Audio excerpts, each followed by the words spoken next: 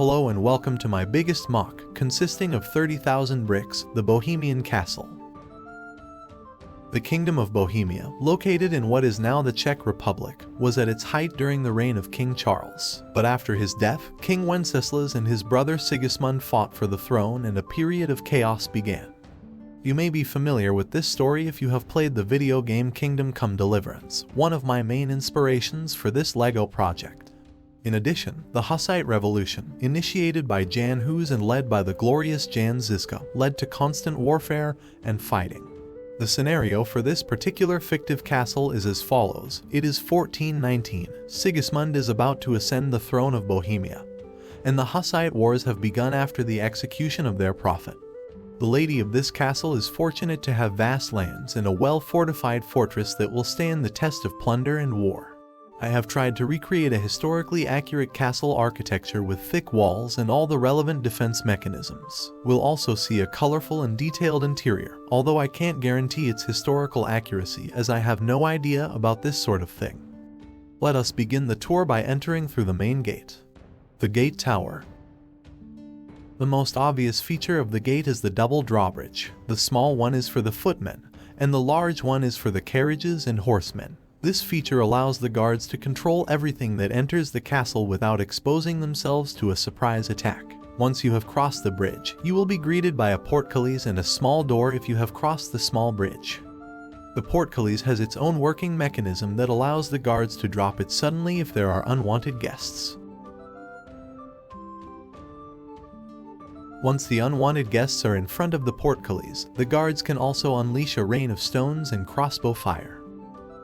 The top floor of the gate is also used as a small dormitory. It is also the point where you can access the hoardings, a wooden structure that allows you to aim straight down. This is very useful for undermining or sapping. The Bailey. Once you have passed through the gate, you will be greeted by the everyday life of the castle's economy. You'll find a well, stables, and the obligatory blacksmith.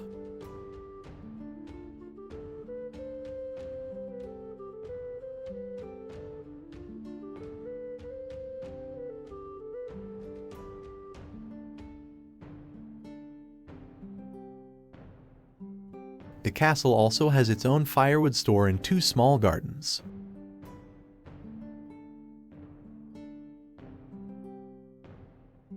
The last building of the castle is the barracks, which also serves as a dormitory for the soldiers.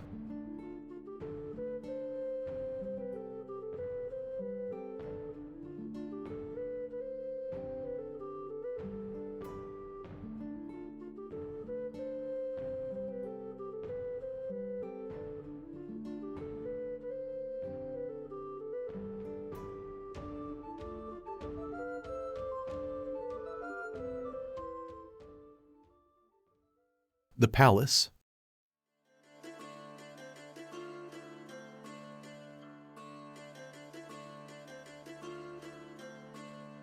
The largest and most luxurious building was the palace.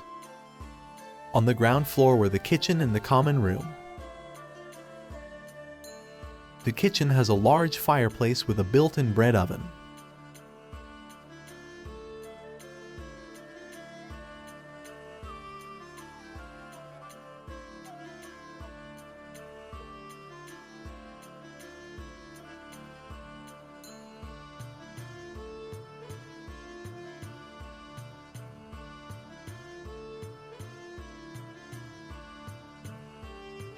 If you climb the stairs outside the palace, you'll come to the feasting room and a chapel.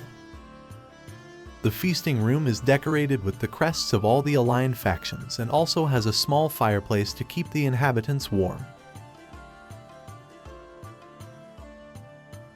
The latest glass-blowing techniques have led the lady of the castle to purchase crown glass. Now you can light up the room and protect yourself from the wind and rain.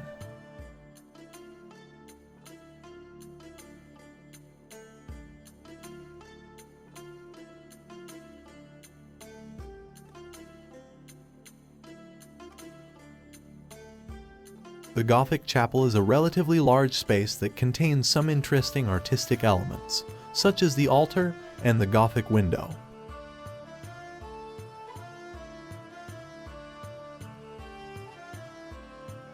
Climbing up to the top floor, we reach the battlements in the ladies' and lords' rooms. The ladies' chamber is very comfortable. Wooden walls and a fireplace keep the room warm. The lady sleeps in her 4-poster bed. The lord has a similar interior, although he has a fox fur rug and a lectern.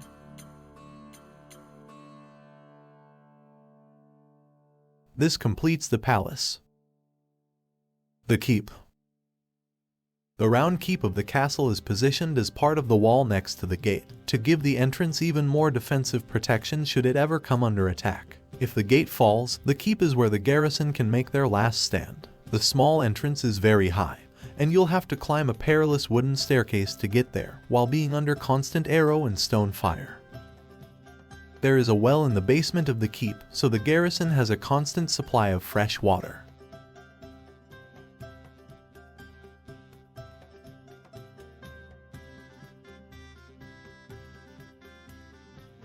In the entrance room, guards are stationed with some weapons and a table for playing cards. On the next floor is the captain's chamber.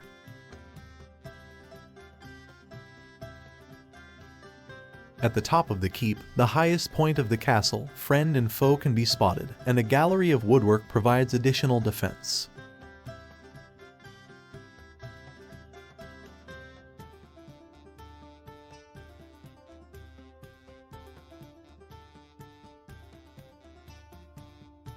The small tower. This small tower is very important as it is the only way to reach the right battlements and the only access to the gatehouse where the portcullis mechanism is located. On the ground floor you can see some weapons and storage. Climb up the ladder and you will find yourself in the interconnecting section of the battlements, which allows for quick movement of the garrison when needed. On the last floor, the guards have a platform from which they can look out. That's it, the full tour of my Bohemian Castle mock. If you enjoyed the tour, please like, subscribe and share this video. Also, please let me know in the comments what kind of castle I should build next. See you soon.